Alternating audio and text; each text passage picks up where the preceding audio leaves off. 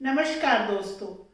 अजकल दिल्ली बॉर्डर उपर किसानों का संघर्ष ਅਤੇ ठंड दोनों ही अपने सिखरां उपर हैं। मैं इस संघर्ष की बीते हफ्ते की एक रिपोर्ट तुहाडे सामने पेश करांगी ਅਤੇ बाद विच आपां करांगे उस रिपोर्ट का एनालिसिस। बीते हफ्ते किसान आगुआं ਅਤੇ केंद्र सरकार विचकार कोई भी मीटिंग तो ना हो सकी, पर 2 दिन पहला केंद्र सरकार ने एक अनकड़ जिहा सद्दा फिर तो किसान आगुआं नूं भेजिया। मैं इस सद्दे नूं अनकड़ इसलिए कह रही हाँ कि इस सद्दे विच ना ही तो मिलन की कोई जगह, ना ही मिलन का कोई समा अते ना ही मिलन का एजेंडा तय किया गया है। ये सिर्फ सरकार वालों एक खाना पूर्ति है।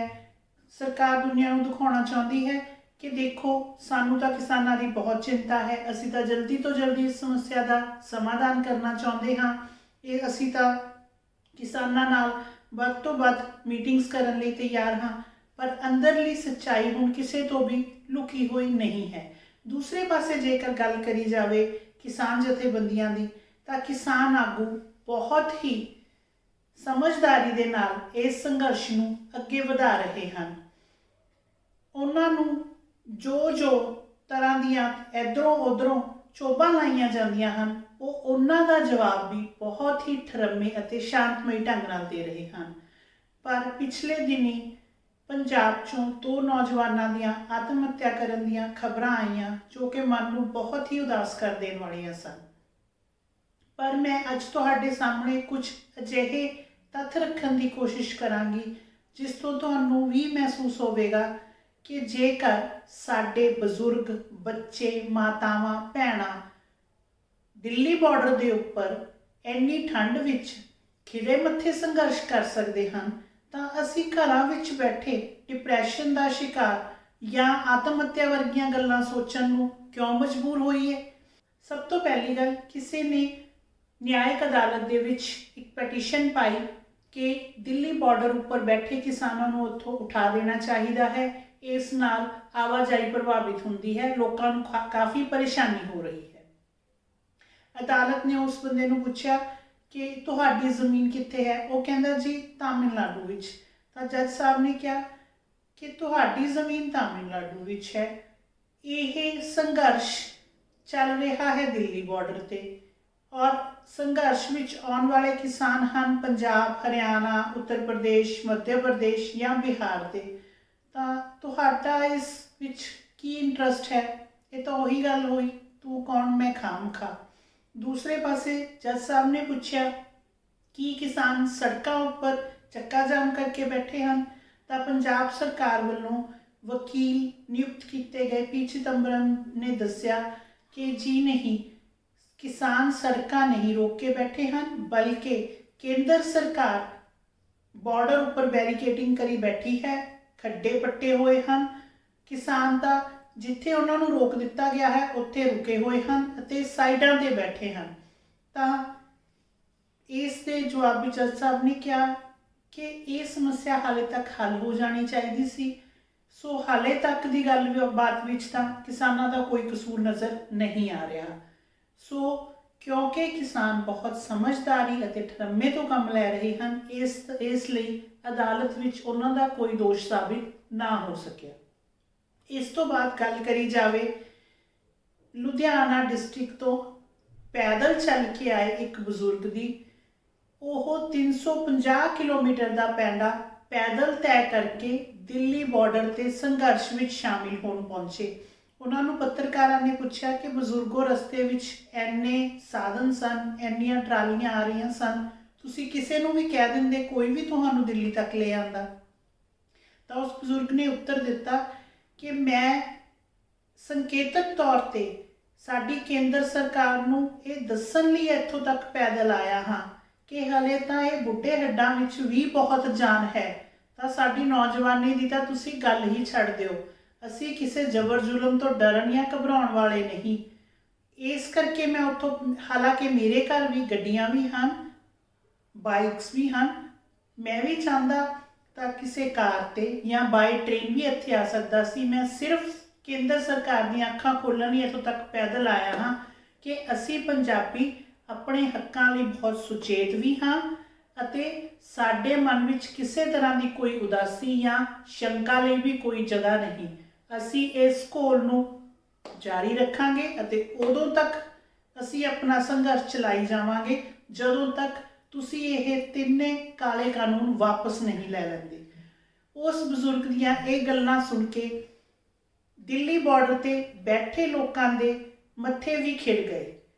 ਜੇਕਰ ਇੰਨੀ ਠੰਡ ਵਿੱਚ ਉਸ ਬਾਰਡਰ ਤੇ ਬੈਠੇ ਲੋਕ ਇੰਨੀ ਖੁਸ਼ੀ ਦਿਨ ਕੱਟ ਸਕਦੇ ਹਨ ਤਾਂ ਸਾਡੀ ਨੌਜਵਾਨੀ ਆਤਮ ਹੱਤਿਆ ਬਾਰੇ ਕਿਉਂ ਸੋਚੇ। ਇਸ ਤੋਂ ਇਲਾਵਾ ਜਿਹੜੇ ਪੰਜਾਬ ਨੂੰ ਉੜਤਾ ਪੰਜਾਬ, ਇਹ ਨਸ਼ੇੜੀਆਂ ਦਾ ਸੂਬਾ ਹੈ ਜੀ, ਇੱਥੋਂ ਦੇ ਮੁੰਡੇ ਤਾਂ ਇੰਜੈਕਸ਼ਨ ਲਾਏ ਬਿਨਾਂ ਘਰੋਂ ਬਾਹਰ ਨਹੀਂ ਨਿਕਲਦੇ, 2-2 ਇੰਜੈਕਸ਼ਨ ਲਾਉਣ ਤਾਂ ਇਹ ਕਿਸੇ ਕੰਮ ਜੋਗੇ ਹੋ ਪਾਉਂਦੇ ਹਨ। ਉਹ ਨੌਜਵਾਨਾਂ ਨੇ ਵਾਟਰ ਕੈਨਨਸ ਦੇ ਮੂੰਹ ਮੋੜ ਦਿੱਤੇ, ਵੱਡੇ ਬੈਰੀਕੇਡ ਹਟਾ ਦਿੱਤੇ, ਵੱਡੇ ਪੱਥਰ ਹਟਾ ਦਿੱਤੇ। ਗੱਲ ਇੱਥੇ ਵੀ ਖਤਮ ਨਹੀਂ ਹੋਈ। ਫਿਲਹਾਲ ਉਹ ਇੰਨੀ ਠੰਡ ਵਿੱਚ ਰਾਤਾਂ ਨੂੰ ਟਰਾਲੀਆਂ ਦੇ ਇਰਦ ਗਿਰਦ ਪਹਿਰਾ ਦਿੰਦੇ ਹਨ, ਸਾਰੀ ਰਾਤ ਜਾਗਦੇ ਹਨ ਤੇ ਉਹਨਾਂ ਨੂੰ ਕੋਈ ਨਸ਼ਾ ਨਹੀਂ ਚਾਹੀਦਾ। ਇਸ ਤੋਂ ਇਹ ਸਿੱਧ ਹੁੰਦਾ ਹੈ ਕਿ ਸਾਡੀ ਨੌਜਵਾਨੀ ਰੁਲੀ ਨਹੀਂ ਹੈ, ਭਟਕੀ ਨਹੀਂ ਹੈ, ਨਸ਼ਿਆਂ ਦੀ ਆਦੀ ਨਹੀਂ ਹੋਈ ਹੈ। ਪੰਜਾਬ ਨੂੰ ਸਿਰਫ ਤੇ ਸਿਰਫ ਰੱਜ ਕੇ ਬਦਨਾਮ ਕਰਨ ਦੀਆਂ ਕੋਸ਼ਿਸ਼ਾਂ ਕੀਤੀਆਂ ਜਾ ਰਹੀਆਂ ਸਨ। ਸਾਡੇ ਨੌਜਵਾਨਾਂ ਨੇ ਇਹ ਸਿੱਧ ਕਰ ਦਿੱਤਾ ਕਿ ਉਹ ਸ਼ਹੀਦ ਆਜ਼ਮ ਭਗਤ ਸਿੰਘ ਅਤੇ ਸਰਦਾਰ ਕਰਤਾਰ ਸਿੰਘ ਸਰਾਭਾ ਤੋਂ ਸੇਧ ਲੈਣ ਵਾਲੇ ਹਨ, ਨਾ ਕਿ ਨਸ਼ੇੜੀ ਹਨ।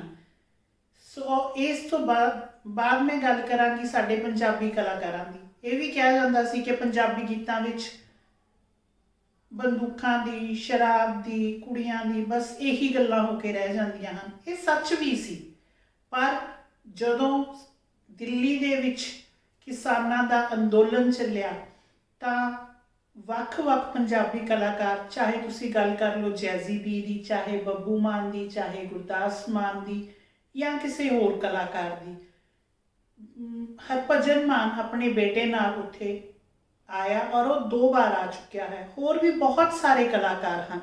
ਸੋ ਉਹਨਾਂ ਨੇ ਵੀ ਇਸ ਸੰਘਰਸ਼ ਵਿੱਚ ਸ਼ਿਰਕਤ ਕੀਤੀ ਅਤੇ ਨੌਜਵਾਨਾਂ ਦਾ ਹੌਸਲਾ ਹੋਰ ਵਧਾਇਆ ਅਤੇ ਅੱਜ ਕੱਲ੍ਹ ਪੰਜਾਬ ਦੇ ਵਿੱਚ ਕਿਸਾਨਾਂ ਉੱਪਰ ਬਹਾਦਰੀ ਉੱਪਰ ਦੁਬਾਰਾ ਗੀਤ ਲਿਖੇ ਜਾਣ ਲੱਗੇ ਹਨ, ਜੋ ਕਿ ਬਹੁਤ ਹੀ ਖੁਸ਼ੀ ਦੀ ਗੱਲ ਹੈ। ਸੋ ਸਾਨੂੰ ਘਬਰਾਉਣ ਦੀ ਬਿਲਕੁਲ ਜ਼ਰੂਰਤ ਨਹੀਂ ਹੈ। ਮੰਜ਼ਿਲ ਬਹੁਤ ਨੇੜੇ ਹੈ ਔਰ ਪੰਜਾਬ ਦੀ ਤਸਵੀਰ ਦੁਨੀਆ ਸਾਹਮਣੇ ਬਹੁਤ ਸੋਹਣੀ ਤੇ ਨਿਖਰ ਕੇ ਆ ਰਹੀ ਹੈ ਕਿ ਪੰਜਾਬ, ਇਹ ਗੱਲ ਨਹੀਂ ਹੈ ਕਿ ਪੰਜਾਬੀਆਂ ਤੇ ਹੀ ਤਸ਼ੱਦਦ ਹੁੰਦਾ ਹੈ। ਗੱਲ ਇਹ ਹੈ ਕਿ ਜੇਕਰ ਕੋਈ ਪੰਜਾਬੀਆਂ ਤੇ ਤਸ਼ੱਦਦ ਕਰਦਾ ਹੈ ਤਾਂ ਉਹ ਆਪਣੇ ਸਬਰ ਨਾਲ ਜ਼ਬਰ ਦਾ ਟਾਕਰਾ ਕਰਨ ਨੂੰ ਹਮੇਸ਼ਾ ਤਿਆਰ ਰਹਿੰਦੇ ਹਨ, ਚੁੱਪ ਕਰਕੇ ਨਹੀਂ ਬੈਠਦੇ। ਸੋ ਸਾਨੂੰ ਅੱਗੇ ਤੋਂ ਵੀ ਇਸੇ ਤਰ੍ਹਾਂ ਆਪਣੀ ਪੇਸ਼ੈਂਸ, ਆਪਣਾ ਸਬਰ ਬਣਾਈ ਰੱਖਣਾ ਚਾਹੀਦਾ ਹੈ। ਕਦੇ ਉਦਾਸ ਹੋਣ ਦੀ ਲੋੜ ਨਹੀਂ। ਹਮੇਸ਼ਾ ਚੜ੍ਹਦੀ ਕਲਾ ਵਿੱਚ ਰਹੋ ਅਤੇ ਆਪਣੇ ਉਹ ਵੀਰ ਭੈਣਾਂ ਲਈ ਅਰਦਾਸ ਕਰੋ। ਪਰਮਾਤਮਾ ਕਰਨ ਉਹਨਾਂ ਦੇ ਇਸ ਘੋਲ ਨੂੰ, ਇਸ ਸੰਘਰਸ਼ ਨੂੰ ਜਲਦੀ ਹੀ ਜਿੱਤ ਮਿਲੇ ਅਤੇ ਕੇਂਦਰ ਸਰਕਾਰ ਆਪਣੇ 3 ਕਾਲੇ ਕਾਨੂੰਨ ਜਲਦੀ ਹੀ ਵਾਪਸ ਲੈ ਲਵੇ।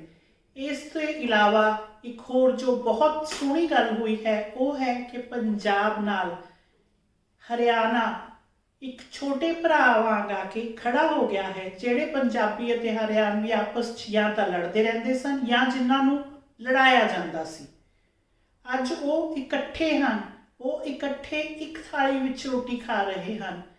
ਪੰਜਾਬੀਆਂ ਨੇ ਦਿੱਲੀ ਵਿੱਚ ਜਾ ਕੇ ਡੇਰੇ ਲਾਏ, ਹਰਿਆਣਵੀ ਉਹਨਾਂ ਲਈ ਦੁੱਧ, ਰਾਸ਼ਨ, ਪਤਾ ਨਹੀਂ ਕੀ ਅਰੇਂਜ ਕਰ ਰਹੇ ਹਨ। ਅਤੇ ਇਸ ਤੋਂ ਇਲਾਵਾ ਪੰਜਾਬੀਆਂ ਨੂੰ ਕਿਹਾ ਗਿਆ ਕਿ ਇਹ ਤਾਂ ਜੀ ਖਾਲਿਸਤਾਨੀ ਹਨ। ਸਾਡੇ ਕਿਸਾਨ ਆਗੂਆਂ ਨੇ ਇਸ ਦਾ ਵੀ ਬਹੁਤ ਹੀ ਸੋਹਣਾ ਜਵਾਬ ਦਿੱਤਾ। ਉਹਨਾਂ ਨੇ 24 ਘੰਟੇ ਦੀ ਭੁੱਖ ਹੜਤਾਲ ਕੀਤੀ ਅਤੇ ਉਹਨਾਂ 24 ਘੰਟਿਆਂ ਦੌਰਾਨ ਹੀ ਇੱਕ ਬਲੱਡ ਕੈਂਪ ਲਗਾਇਆ ਗਿਆ, ਜਿਸ 'ਚ ਇਹ ਦਿਖਾਇਆ ਗਿਆ ਕਿ ਅਸੀਂ ਖਾਲਿਸਤਾਨੀ ਬਿਲਕੁਲ ਨਹੀਂ ਹਾਂ, ਅਸੀਂ ਪੰਜਾਬੀ ਹਾਂ। ਸਾਨੂੰ ਆਪਣੀ ਜ਼ਮੀਨ ਆਪਣੀ ਜਾਨ ਨਾਲੋਂ ਪਿਆਰੀ ਹੈ। ਉਹ ਕਹਿ ਰਹੇ ਹਨ ਕਿ ਗੱਲ ਹੁਣ ਜ਼ਮੀਨ ਦੀ ਨਹੀਂ, ਗੱਲ ਹੁਣ ਜ਼ਮੀਰ ਦੀ ਹੈ।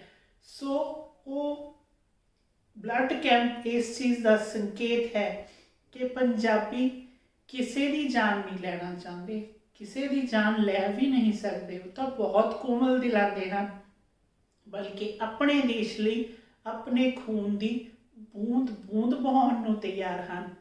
ਅੱਜ ਵੀ ਜੇਕਰ ਕੇਂਦਰ ਸਰਕਾਰ ਇੱਕ ਹੱਥ ਅੱਗੇ ਵਧਾਵੇ ਅਤੇ ਆਪਣੇ ਕਾਨੂੰਨ ਵਾਪਸ ਲੈ ਲਵੇ ਤਾਂ ਪੰਜਾਬੀਆਂ ਦੇ ਦਿਲ ਤਾਂ ਇੰਨੇ ਵੱਡੇ ਹਨ ਕਿ ਉਹ 2 ਦਿਨਾਂ ਵਿੱਚ ਇੰਨੇ ਮਹੀਨਿਆਂ ਦੇ ਸੰਘਰਸ਼ ਦੀਆਂ ਕਠਿਨਾਈਆਂ ਨੂੰ ਭੁੱਲ ਜਾਣਗੇ। ਸਭ ਗਲਤੀਆਂ, ਸਭ ਚੀਜ਼ਾਂ ਪਿੱਛੇ ਛੱਡ ਕੇ ਵਾਪਸ ਤੋਂ ਆਪੋ ਆਪਣੇ ਘਰਾਂ 'ਚ ਖੁਸ਼ੀ-ਖੁਸ਼ੀ ਵਸਣ ਲੱਗ ਜਾਣਗੇ।